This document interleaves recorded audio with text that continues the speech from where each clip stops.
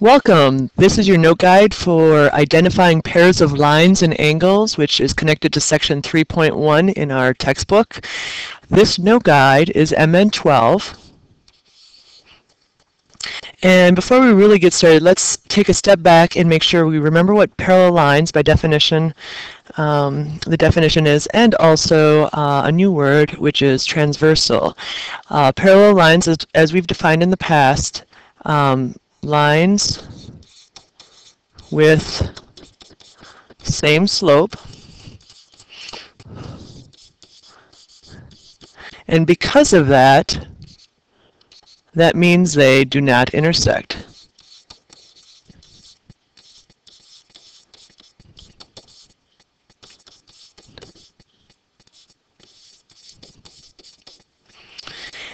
Transversal is a line, a single line, a line that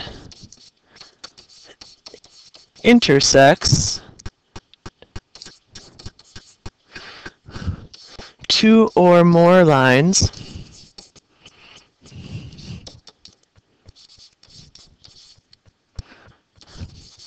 at different points.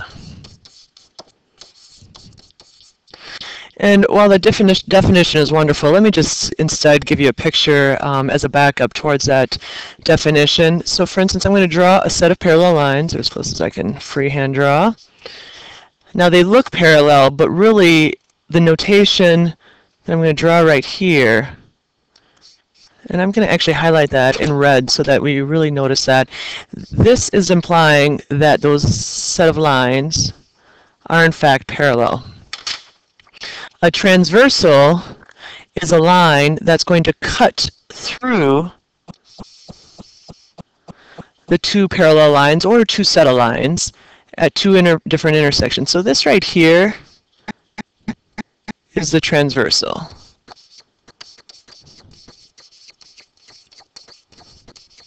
Okay. So let me just kind of tell you or show you what happens when you have two lines, whether they're parallel or not, and then you have a transversal cutting through them, like this picture right here. So we have a set of lines and a transversal. Here's your transversal right here. And if you notice, they actually create 8 angles. You have an angle here, and I'm going to put, this is angle 2, let's say, 3, 4, 5, 6, 7, and 8. And I know that that's hard to read, but I want to make sure you realize that really when you have two lines and a transversal cutting through, you end up creating 8 separate angles. And what happens is those angles have special names for them, or angle pairs. And pairs, we're talking about two angles. So for instance, here we have angle 1 and angle 5. And what they create, or what they are called, are corresponding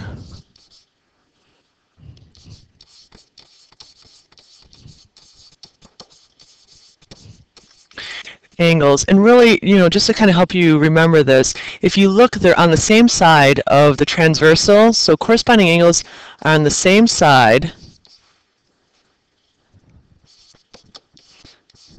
And kind of like how I was saying you have 8 total angles, they're actually in the same position. So this angle right here is of these 4 angles, is in the top left-hand position. If you look at these 4 angles down here, this is the number 5 angle is in the top left-hand position as well.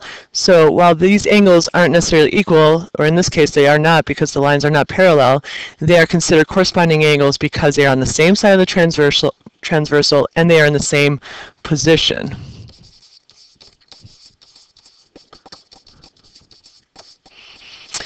Now over here on the right hand side we have again two lines, a transversal cutting through. Again, here's your transversal.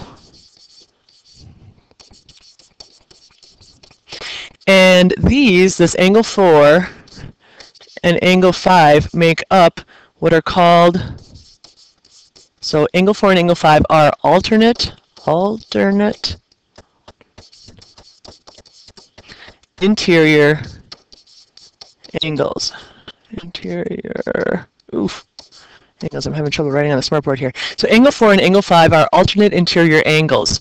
Notice that, first of all, if you think of the two lines cutting, going across, think of this area right in here as the interior.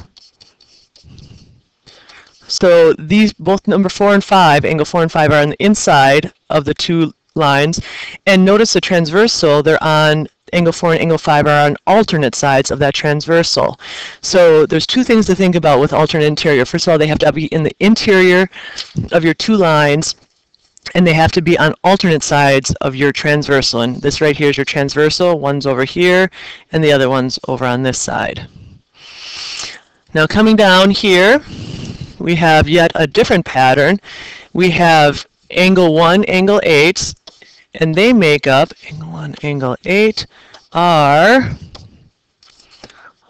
alternate, because they are alternating on the transversal again. But they're not on the inside anymore, the interior, they're on the exterior. So really, this here would be considered the exterior. So angle 1 and angle 8 are alternate exterior angles. This last angle pair relation, first of all, again, this is the interior. This is that transversal. And notice they're on the same side of the transversal. They're on the interior. And what we call these, angle 3 and angle 5, are consecutive. And I'm going to talk about that word in a minute, except that I need to spell it right. One moment. Consecutive interior angles. So consecutive means one right after the other. So when I say consecutive numbers, starting at 3, you would say, oh, that's 4, the next number 5. Consecutive means one right after the other.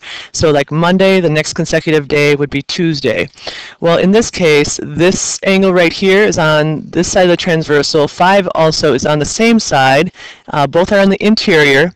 And they're consecutive, one right after the other. So the way I kind of remember this is that it needs to be on the same side and in the interior. So these four relationships, corresponding angles, alternate interior angles, alternate exterior angles, and consecutive interior angles, have some fascinating patterns. And that is what we're going to be delving in next. But the first thing we need to get is just the understanding of what these different angle pairs are, or recognizing each angle pair relation to start with. Thank you for tuning in. We will continue this section 3.2 next.